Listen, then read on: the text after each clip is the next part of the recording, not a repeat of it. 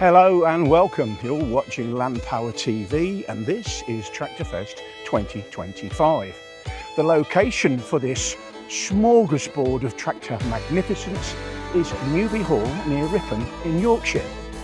Now, Tractorfest is considered to be one of the largest vintage and classic tractor events in the United Kingdom, with manufacturers from all over Europe, the USA and Great Britain represented here this weekend. And that's not all, because at Tractorfest you don't just get tractors, you get cars, you get trucks, and you also get plant equipment. Now, this year's event is celebrating two specific anniversaries. One of them is the centenary of Caterpillar, and we'll show you a little bit more about that later. And the other is the 80th anniversary of the Fordson E27 and Major tractor.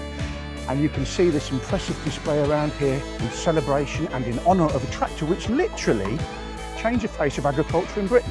So now we've told you a little bit about why we're here, let's get out there and see some of the incredible exhibits they have on offer. Follow me.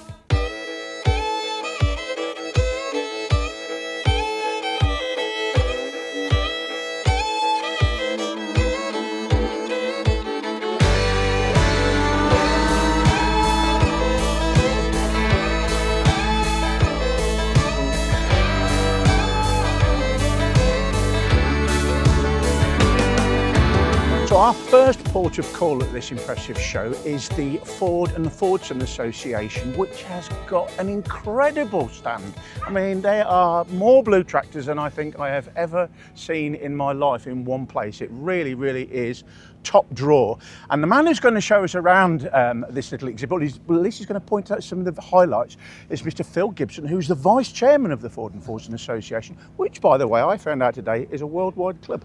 Anyway, Phil, tell us a little bit about what it's nice to see. Welcome to our pitch. What a fabulous display it is, incredible. Yeah, we're only as good as our members and non-members that come and, display the event, the individual tractors. Now, we happen to be standing right here by a couple of tractors that are very, well, I've never seen one of these. We'll talk about them in a minute. So tell us a little bit about this. You say that, but I've actually got one of those as well. So it is quite a favourite of mine. Right, tell us a little bit about it. How does it fit into the big American, picture?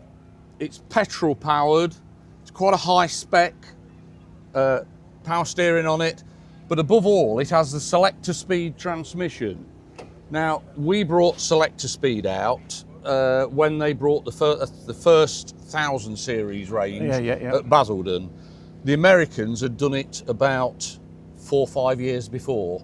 And this, I don't know if it's got a year on it, but it'll be around about a 1959-60 tractor. Right. So technology with them was way above what came over here. So this is actually the first incarnation of a selector speed tractor that Britain would inherit in 1965. Yes, exactly. Right, And even today's modern versions of like the New Holland over there is an electronic controlled, physically larger version of that. Of the selector speed, which of course was a power shift, wasn't it? Yes. It was. Yes. No clutch, just an inch Well, pedal, that's it. They just had the little inching pedal. It was a bit too, for our English farmers, not knocking them, but it was a bit too ahead of its time. Yeah, absolutely. Simple as that. It was. So, and it just operated by a nice little lever, 10-speed gearbox, 2 reverse. Now, if any of you guys out there watching this, if you've ever seen some of the original Ford videos for this when they launched them at the Royal Show, they drive them flat out forwards and then chuck them in reverse gear. And they go backwards. Amazing, really. Yeah, how long they last overall, who only knows. Well, I've heard some horror stories about them. Yes. But it was an innovation way ahead of its time. It was, yeah. So, beautiful tractor here, one that we don't see very much. What have we got over here? The lovely little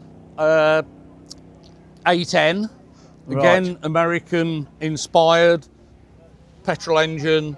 What I do like about some of the American stuff, we had the different colours. The blue is fine, but it's just nice to see and mix and match different colours. And it was the follow-on for the little grey Fergie. That's right, it was, isn't it? As simple as that, yeah. Yeah, but it was an American version as against ours being built in this country. And of course, there was a colossal amount of history that goes in that, wasn't there, with the Ford and Ferguson, Tremendous, and yes. the famous Yes. battle they had. And Exactly. yes, but Exactly. here we have a very, very nice, and these were really, really popular tractors, weren't they? In fact, Yeah. they even put a V8 flathead engine in these, didn't they? Yes, they did. It was a conversion They they did. could do. We actually had one of them on the stand last year. Really? So, yeah. Bit of Rare as everything. hen's teeth, I Yes, imagine. exactly that. And another, well, two others as rare as hen's teeth. Let's come over here. The Ford 5000 crane. Right. I've never seen that before. No kidding. Oh, that's saying something. First time I think that the gentleman has brought it out. So this is making its show debut in It's the been UK period. subject to a serious renovation. And when you look at the detail of the renovation, it's stunning for something like this. It is a fabulous show. So it's It's a Ford 5000 with a Coles crane on it. yeah. Just your ordinary tractor skid unit, massively converted. Right. Now, obviously, it's a 6 It obviously needs a whacking great weight on the back on to the back of it counteract for the coal. the front. Well, and it would have been for lifting Well, really anything. loose coal. Yeah, coal, sand, gravel. I don't know just its, origin, just where it was or built for. I don't know if he's got a plate on it or not. But a very different thing. And Newbie, year on year, Yeah. always produces different stuff. Now, what's comes out. interesting as well is how they've got this conversion here on the. Yeah. If you look in the cab, Everything's been reversed. It's a reverse drive, and look how simply they've set up the steering. Yeah, It's just a barnyard engineering. work, Very absolutely. clever. Very, very cleverly done. yeah. And that's really, really, well, that's what you say, it's workshop, farm workshop engineering. But what a tool. I mean, that's quite a big grab as It well, is a isn't big it? grab. I would think you'd get a ton of Easily. whatever I thought so as well. in that. Heavy stuff. That's an impressive tool. That really, really is worthy. Another, quite a favourite of mine, Okay. a friend from Northumberland has made a Ford Ferguson. Right, It's a Ford 4000 front end, right. a Massey Ferguson back end of the sort of 70s tractors. Yeah. He's made it himself. Some people might poo-poo it, but I take my hat off to people that have an idea. And as to this what was they want in to celebration of Her Majesty's 70th Exactly. anniversary a few Yeah. years ago. Yeah, there's a nice God bless her. board telling us all about it. He's been with us now 2 or 3 different events. It draws a lot of attention. So we're Ford at the front and we Ford are... at the front, Massey Ferguson at the back. Yes, we are. And it's mated together. If you don't know tractors, I don't think you would know. Well, that would be the giveaways, your 3 Massey The three Ferguson gear levers. yes, exactly. But other than that, you'd be hard pressed to know, A wouldn't you? nice job. Yeah, it And I is. think when people go to the trouble with a nice job, I don't have a problem with that.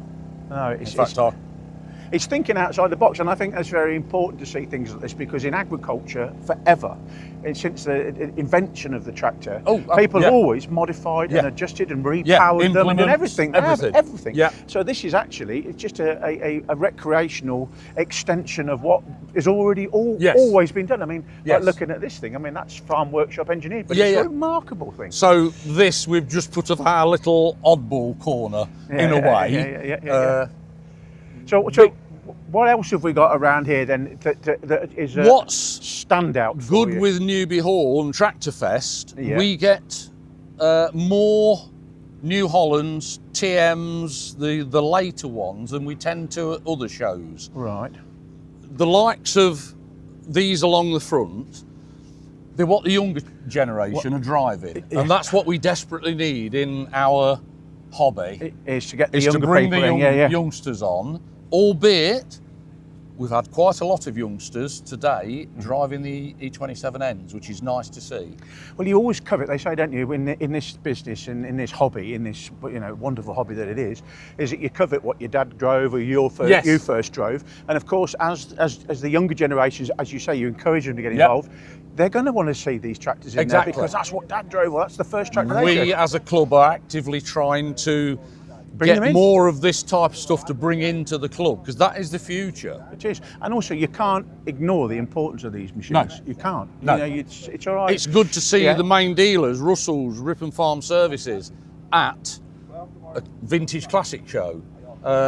showing the new stuff that's out there. Yeah, and it obviously extends that legacy, which of course goes back as we now Yes. today, you know, are celebrating this weekend with the 80th Yes. anniversary. And I assume, I mean, you say 80th, obviously Fordson was around before, you know. Yeah. But the 80th anniversary is a manufacturer of Fordson tractors and Ford tractors in the United Kingdom, I'm Yes. assuming. Yeah, Yes. yeah. Yes. They were built at Dagenham. Dagenham, that's right, in March 1945, whatever Yeah. it was, wasn't it? Yeah. That was it. It's exceptional. We've ended up with 3 Silver Jubilees, Yeah. which are known as an iconic tractor. One is still a working one Yeah. on his farm not too far up the road. The others look as though they've possibly not been working or still in everyday use. Many years ago, when I was a young man, my uncle was a farmer in Hampshire, and he was a Ford man. And he bought, I think it was Oak Brothers, his local dealer. They Right. had a Silver Jubilee tractor, and they couldn't give Sell it it. away. They couldn't. They couldn't give it Some away. And were Uncle got a hell of a painted- discount for it at the Some time. were painted back to blue. Yeah, astonishing, isn't it? And now they're so with sought hindsight. after. Yeah, it's crazy, isn't it? Actually crazy. The 9.6 is quite a favourite of mine. I used to occasionally use one with a big 5-foot semi-mounted plough on the back, and for a 2-wheel drive, an awesome tractor. Yes. I think about 147 horsepower. Really a good tractor. I've had Again, the American styling, everything on it. American built. I've had the privilege of working with those a couple of They're times, awesome. and they are astonishing Yeah, performers. yeah. Astonishing. Just keep going. There was a lot of power in a 2-wheel drive. It is. They start But hopping it gets actually it to the eventually. ground. It gets it to the ground. So it's actually spectacular. Now, I noticed over there, just we're walking back over into that direction, and I do just want to thank you on behalf of the viewers for walking around with this, because it really is a fabulous show. We've got a doe over here. Yeah. Tell us a little bit about that tractor, what it represents. One of here. our club members, Paul Saxon, he just decided he wanted to make a tandem drive tractor. Yeah. Had 2 Fordson Majors. He's built it. Some will say, yes, it's a doe. He doesn't class it as a doe. No. As it's got, as you see, Saxon dual drive on it. And here is the gentleman that owns it. All right, cool. Very, very nice. He does not want to call it a doe.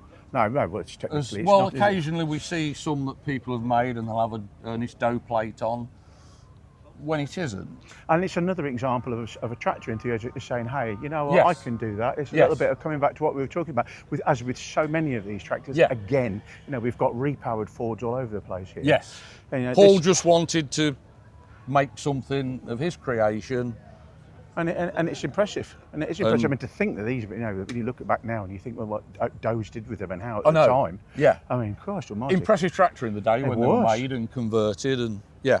I mean, obviously the technology changed quickly and it got surpassed, but I mean, in Yeah. the day, it was amazing. Yeah. It was amazing tractors.